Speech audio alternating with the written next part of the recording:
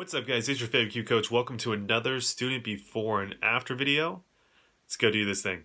So welcome back to the channel, guys. If you guys are new to Kiwi Golf Japan, we do a bunch of videos like this every single week. So what you got to go do is hit that little red subscribe button, smash the like button, leave a comment, share this video, and let's hop into the first part of this video. We have a student before and after. This student was a Tokyo student in December. Was struggling with the across the line top of his swing position, as well as he kind of got a little bit of an overswing. From this position, he was also struggling with getting the club head behind the hands, or kind of pretty far this way at P6, which we'll show here in a second. And then from there, he kind of dragged the hands left and kind of got a little bit of a chicken wing follow through. So let's go highlight that for you, and then we're going to show you how he fixed it. All right, so taking the student up to the top of the swing, you can see the classic, right? A little bit of a cross the line position here, right? So cross the line, hands here, club head over here, and then in transition, what we're going to start seeing is the club steepens at first, but then it kind of shallows late. So right around position 6, the club head's getting pretty far behind the hands. And if I can draw this arrow down here, if you start seeing that your club head is behind, almost towards the heel, it's very, very far behind the hands, right? And then from this position, we're going to notice that the path that the club starts taking into the golf club is from a very kind of severe in-to-out fashion. And we're also going to start seeing that he kind of hits a little behind this ball. So as you can see, the club's coming in from the severe left side of the ball. Hits behind it, hits a little bit of the toe as well. Not very good strike. And then from here, we're going to start seeing a little bit of this chicken wing release right through here. And then we're also seeing that he's not really pushing off his trail foot too much. And really, he just had definitely a decent amount of things that he was really struggling with to get the consistency that he wanted out of his golf swing. So let's go show you what we changed. So up to the top of the swing, this was the before. Let's go take a look at the after here. So as you can see, the after is looking a whole lot better. So now that the club head is actually slightly, if anything, laid off, as you can see here. Also, nowhere near an overswing. He could get a little bit longer swing than this, but really we're over-exaggerating it just a touch for the lesson. From here, if we take him to position 5 and then the new position 5, he's still a little bit steep here, but it's a whole lot better than where he was before, right? So if I draw these lines right here, this was the kind of before, this is the after. So obviously a lot more shallow, but he could still be a little bit shallow. He still kind of has this thing where he's kind of getting into this position here, then steepening it a little bit. So it's not quite perfect, guys, but it's a whole lot better. And then if we take him down to position 6, we're going to see a huge change from the before. As you can see here, now the club head is still slightly behind the hands, but pretty much in an acceptable range right here. And then obviously the before, was behind the heels, right? So that's a huge change right there.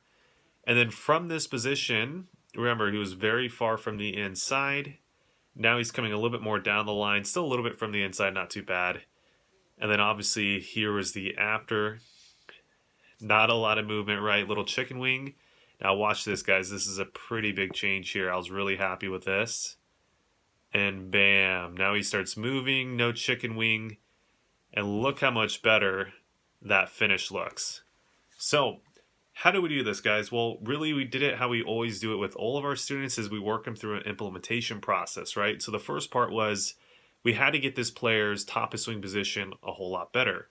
So typically what we do is we start them off by just swinging up to the top. I fix their golf swing. We do that about 20 times until they get into a pretty good spot.